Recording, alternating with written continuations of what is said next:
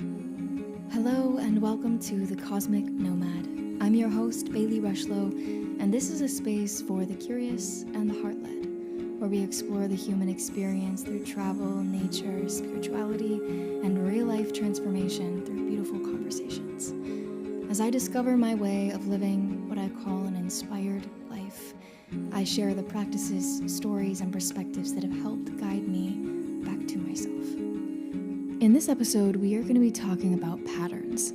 The ones that we repeat without even realizing, the ones that feel like they define us, the ones we're ready to break, why we get stuck in these loops, how we get stuck in them, what even are they, and a gentle invitation to look at our patterns with compassion and not shame.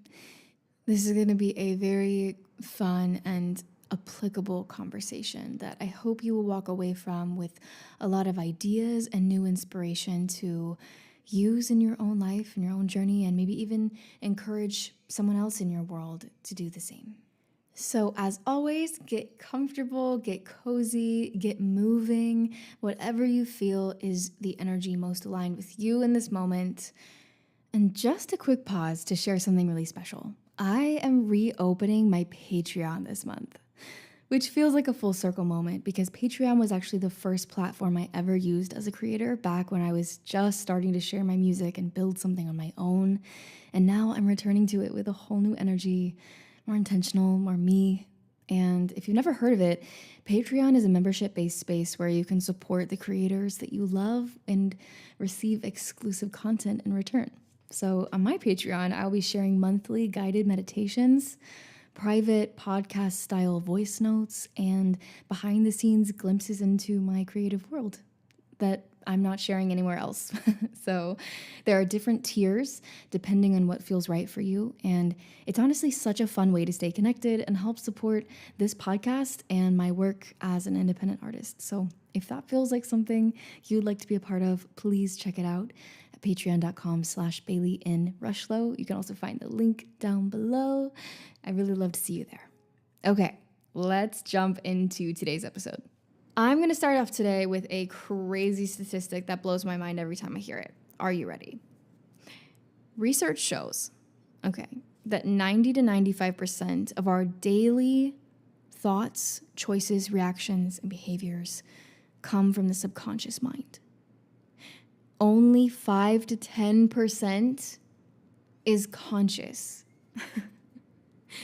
So what does this mean? Okay, most of what we do in our day-to-day life, it's not a choice in the moment.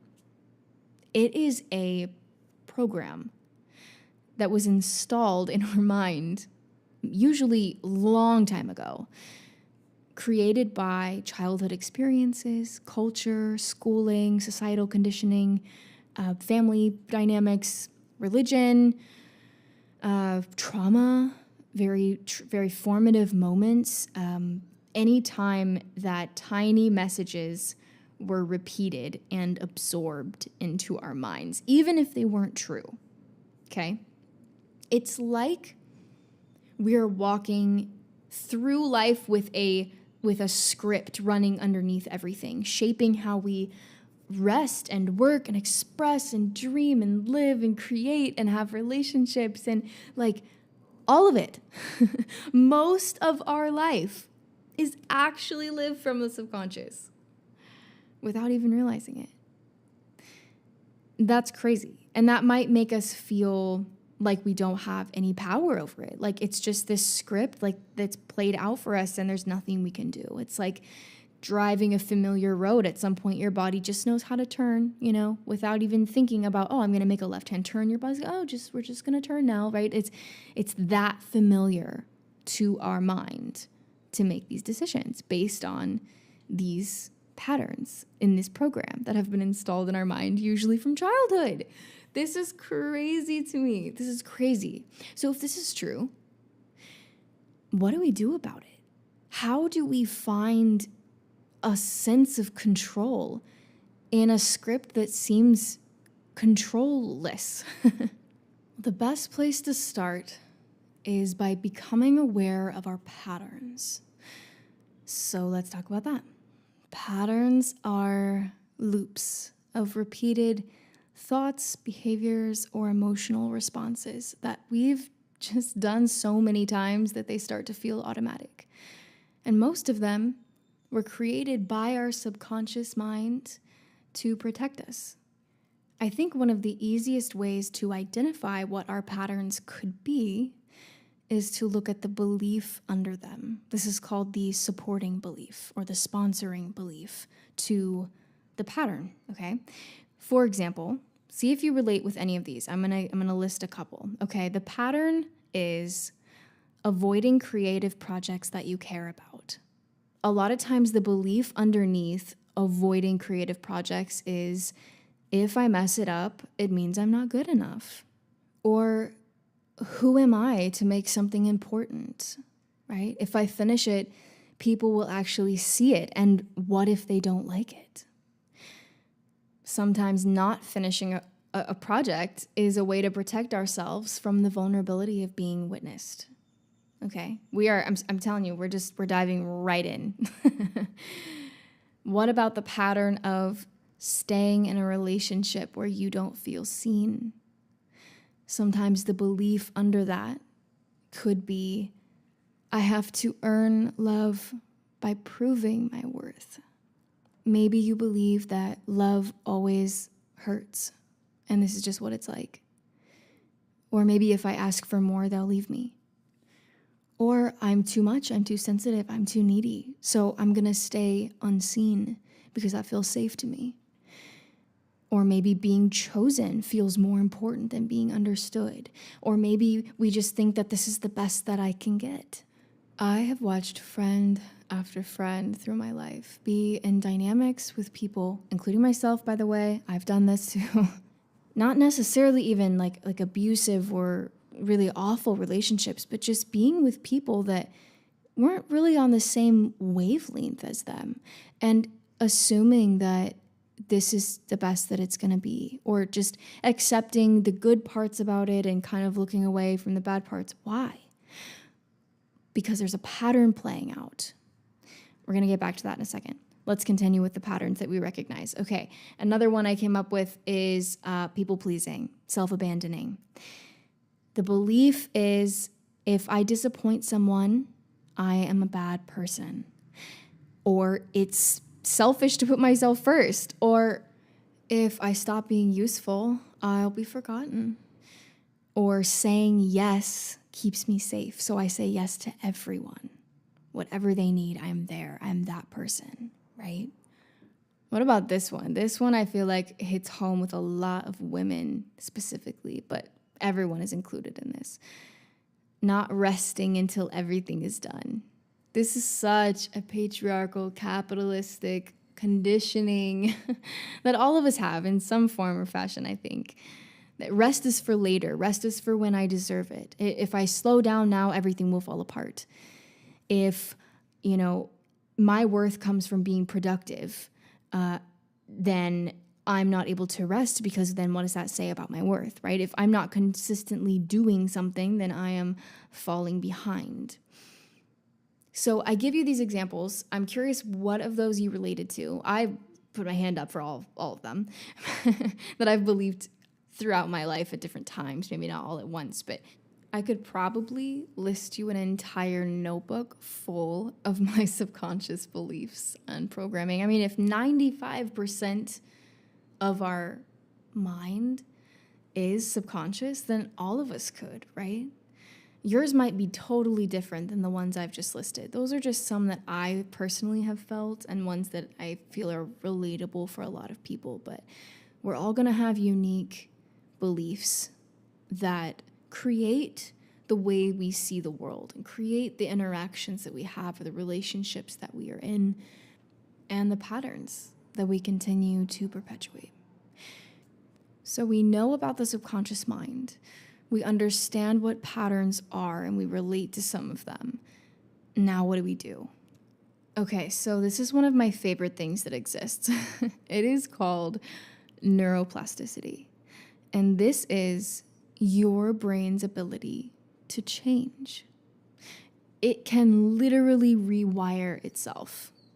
For years, people thought that the brain was just a fixed thing and it doesn't change and it stays the same, and the way that you think is the way you'll always think. But we've actually learned that that's not true.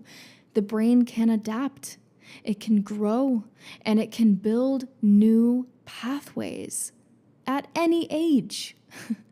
This is what makes healing possible.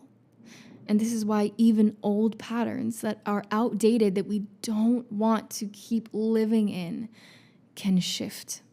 And that gives me so much hope, not only for myself, because I've been able to change so many of my own patterns, and we're going to talk about that in a minute, but also there is a book called The Four Agreements, and it's the one book that I would recommend to everyone to read, by Don Miguel Ruiz.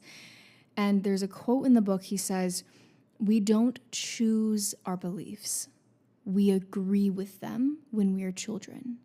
We don't even realize we've made agreements, but those agreements become our reality."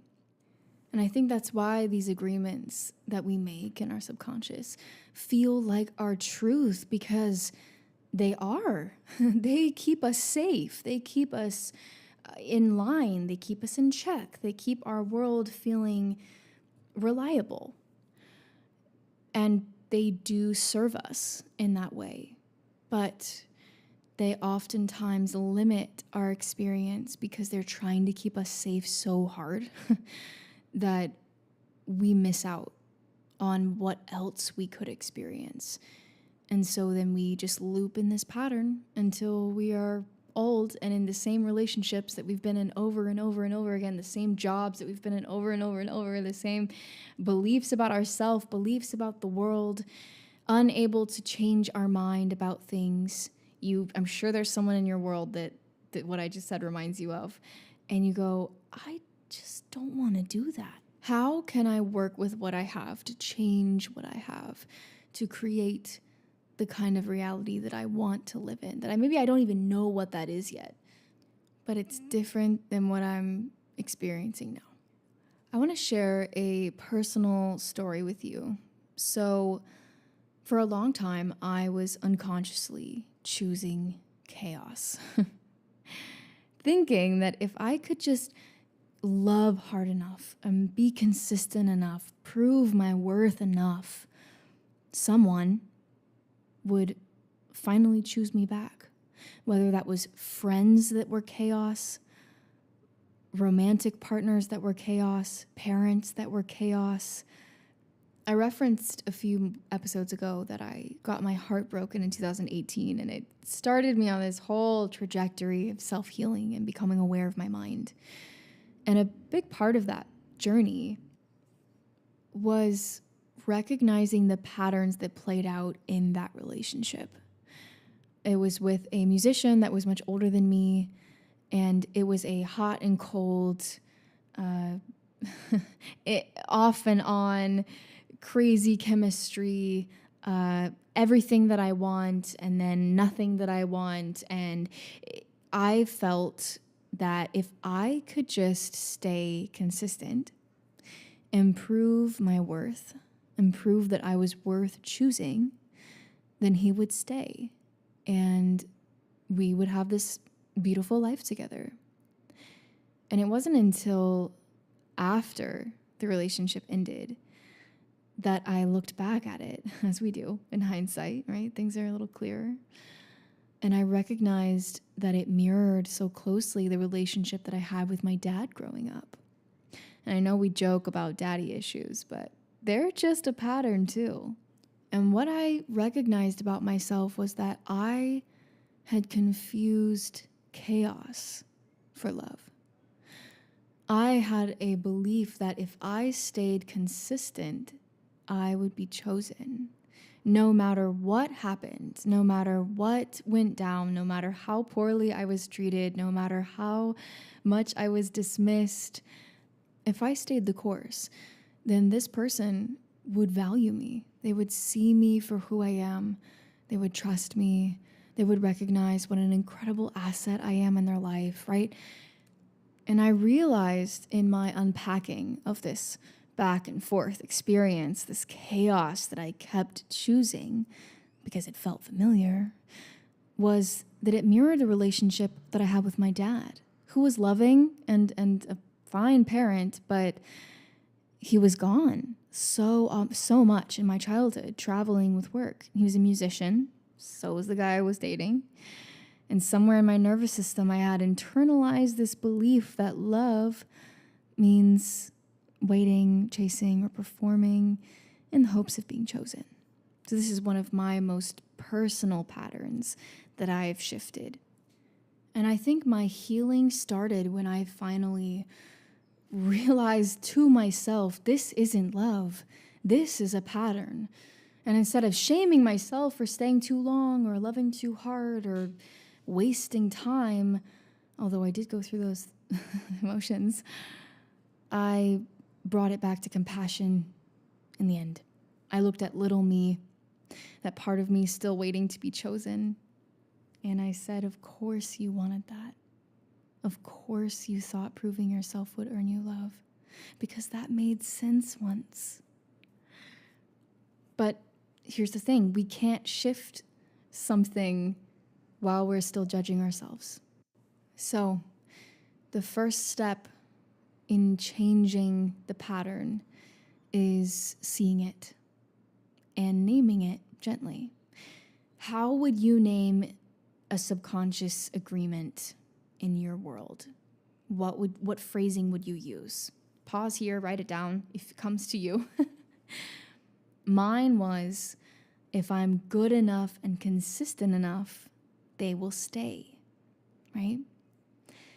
But it didn't all change overnight. This is a process. I'm just walking you through my process so that you can do the same thing with your own patterns. So the first step was recognizing it with compassion, calling it out. What is it? What is the pattern? Let's name it, okay? Gently. The second step is the pattern interrupt. It's small moments of choosing differently. When you first start doing this, your body might feel a little bit panicked, like I'm in danger, like I'm doing something wrong, right? But that is actually how you know that you're interrupting the pattern, because it feels unfamiliar at first. And I'm definitely not telling you to go put yourself in danger. Please don't do that. But it feels internally like something's wrong. For example, not bending my boundaries to be more likable. That feels wrong to me internally. I want to bend my boundaries. I want to make it convenient for you. I want to be likable. But when I'm trying to break that pattern, I'm going to have to do something to interrupt it from happening in my subconscious, because 95% of my mind is run on a script. So if I want to interrupt the script, I have to be hyper aware of little things I can do to shift the narrative, right? And it can be something small, but something that maybe could feel radical to you in the moment. And this is when we get to start creating new agreements. This was huge. I realized I needed to make new rules for love, ones that honored who I was becoming. Like, love shouldn't feel like a test that I'm always failing. I'm allowed to let people show up for me without having to earn it or feel guilty for it.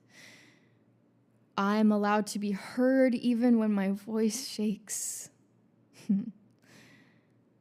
I deserve to have people show up for me in peace, not in chaos, and not only on their terms, and not only when they want something from me, and not only when fill in the blank, right? What are your new agreements? What are your new boundaries? There's also a lot of grief in letting go of old patterns, even the painful ones, which surprised me. But even when I finally let go of the chaos, it wasn't just like, oh, relief, I've changed the pattern. There was a lot of grief because that pattern had been with me for so long. It gave me a purpose. It gave me a sense of identity. I'm the one who loves the most. I'm the one who's there to the end. I'm the one that, whatever. And losing that meant losing the hope that he would ever choose me. and releasing the version of me that kept believing that I had to earn it. But grief, I think, is a very sacred part of healing. I heard a quote once that said, grief is just love with nowhere to go. That helped me reframe grief from being something you have to get through, and it's unfortunate and it sucks and it takes freaking time, and into something beautiful, even though it's very messy. But when we honor it, we really do open the door for something new to take root. And what came after the grief was space. And in that space, I got to meet a new version of myself who feels safe in love, who feels chosen in love. And it came down to also choosing myself, because I had been self-abandoning for such a long time that felt natural to me. That felt normal to me. That felt like love to me. Maybe you're resonating right now listening to this. I hope you're not, because I hope that you haven't had to go through this level of pain, but I have a feeling that if you're listening this far, you get it in some capacity, whatever that looks like for you.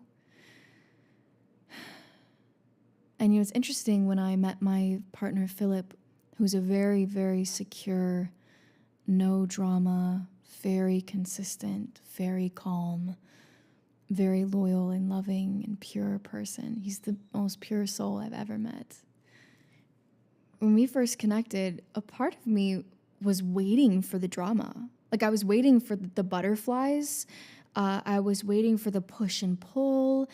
So even though I had done all this healing as a single person, I still had to get into a relationship to actually put a lot of this stuff into practice and really work that pattern out of my body. They say, like, oh, you need to heal completely and then get into a relationship. That is such bullshit. That does not exist. No. I mean, maybe for someone, but like, you heal in your relationships as well. Relationships are a mirror that provide so much reflection to you and into your internal world, which is why they can be really challenging sometimes too. But with a person that is helping you consciously or subconsciously break a pattern from previous relationships, especially being in a secure relationship for the first time in my life, it's steady. And it's not loud and boisterous and chaotic. And at first, that was almost boring. Like, that kind of calm, I thought, is this okay? Is this normal? Like, is this, do we have passion? It's so funny that I thought that. I mean, it's not. Of course I would have thought that, because of the inconsistency and the chaos and the up and down and the butterflies and the nervousness and the, all of that came before. That's all that I had to compare love to. So it took me a minute to realize that that's the kind of calm that feels like home. It's peace, actually. It's not boredom.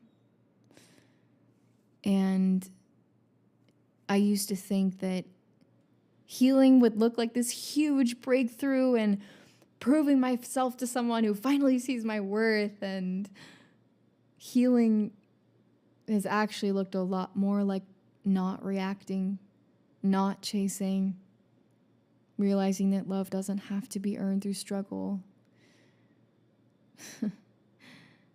That ease is the rewire. That is how I rewired that pattern. And I continue to do it all the time in case it ever pops up again, because it will and it can, where I look for chaos and mistake it for love. But that is an old trail that it's not the one that I normally take anymore or ever. It's like, through the brain, we have these neural pathways, right? And imagine you're like a little car driving down the path. And you have this pattern. It's the pattern you normally take. And it's the belief, it's the agreement, it's the whatever word we've thrown around in this last half hour that you want to use. And you're just driving along and you're like, oh, there's this belief, or there's this trigger, or there's this feeling, oh, I need to prove myself to be loved. Great. And we're just going to take that road because it's so well traveled. You've gone down it so many times. It's the most obvious path. Are there other paths? Absolutely. Could I take another one? For sure. Would I have to kind of cut my way through the forest a little bit? Yeah. So that's why it's so much easier to go with this one. I'm using a silly analogy, but this is literally how it works in the brain. So when we decide that we're not going to take that path anymore, we have to put up like a caution sign and be like, I'm not taking that path, when we gently recognize that it even is a path for us, right? We name it, we call it what it is, and we say we're going to choose differently now. I love you, I love you, I love you. Body, mind, soul, we're safe, we're okay to choose differently. It's going to feel a little uncomfortable, but we're going to create a different path. We're going to hack our way through the jungle with a machete, and we're going to form a new neural pathway. And that is why neuroplasticity is so incredible, because we have the possibility to work with our mind to create a new reality for us. We do not have to live in the same loops, in the same patterns forever. I also want to share something that has personally been very supportive for me in becoming more aware of these things and working with my neuroplasticity, which is microdosing and psilocybin and mushrooms. I am not a doctor. This is not medical advice, and I always recommend doing your own research and tuning into what feels safe and right for your body and your life, and working with practitioners that can guide you safely through these experiences. Microdosing, when done intentionally and safely, has really helped me notice my own internal loops in real time. Things that I used to react to without even thinking, microdosing gives you the opportunity to pause, to witness, and to choose a new way of responding. And over time, this has helped me shift dramatically. And from a neuroscience perspective, microdosing supports neuroplasticity. So this is, again, the brain's ability to form new neural pathways. And that's exactly what we need when we're trying to break up a deeply wired loop. And it's not a magic fix, but it can gently support the space between the old reaction and the new response. And for me personally, it has helped soften the noise of self-judgment and let myself see myself with more compassion, which is the first step to change anyway. So if this is something that you are also interested in, I have resources for you. I have recommendations of people that I could recommend you working with. Send me an email at thecosmicnomadpodcast@gmail.com. I would love to connect you with incredible individuals who are full of beautiful and bright information that could maybe help you. So again, I'm not a practitioner, but this is something that has really changed my life. The first time I sat with mushrooms was in 2021, and I've been working with them since. So how do we change our minds? We change our minds by changing our thoughts. How do we change our thoughts? We change our thoughts by changing our patterns. How do we change our patterns? By changing our beliefs. How do we change our beliefs? With awareness is the first step. Awareness and compassion. Step 2, disruption. We interrupt the pattern. We make a small decision that is different. Step 3, we repattern. We choose new inputs over and over again. We hack our way through the jungle of our mind to a new outcome that is more aligned with us and with the life we want to live. And the last and final thing is embodiment. It's letting the body feel safe enough to not go on autopilot. Sometimes the universe steps in with a move, a job ending, a breakdown, a breakup, death, a miracle, and it forces the loop that we're in to collapse. Truly.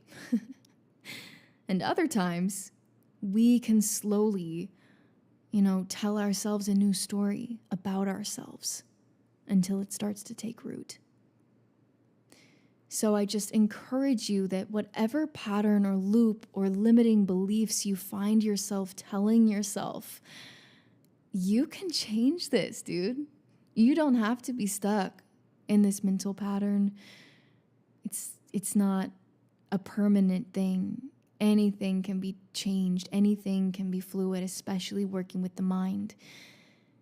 You have all of the tools at your fingertips. Even if you just applied what I've said today to one thing in your life, you will see a difference. You will notice a change. If you do, send me an email. I want to hear about it. Thank you so much for taking the time to be here with me today. And if today's episode spoke to something in you, please feel free to share it with a friend who you think would also resonate, or leave a review. It helps more than you know. And if you want to support the podcast and go deeper into the work that I'm sharing, you can now join me on Patreon. Each month, I offer guided meditations, private voice notes, and little glimpses behind the scenes of my creative world. It's a really beautiful way to stay connected. So I'll be back next Tuesday with another episode. And until then, open heart, open mind, stay curious.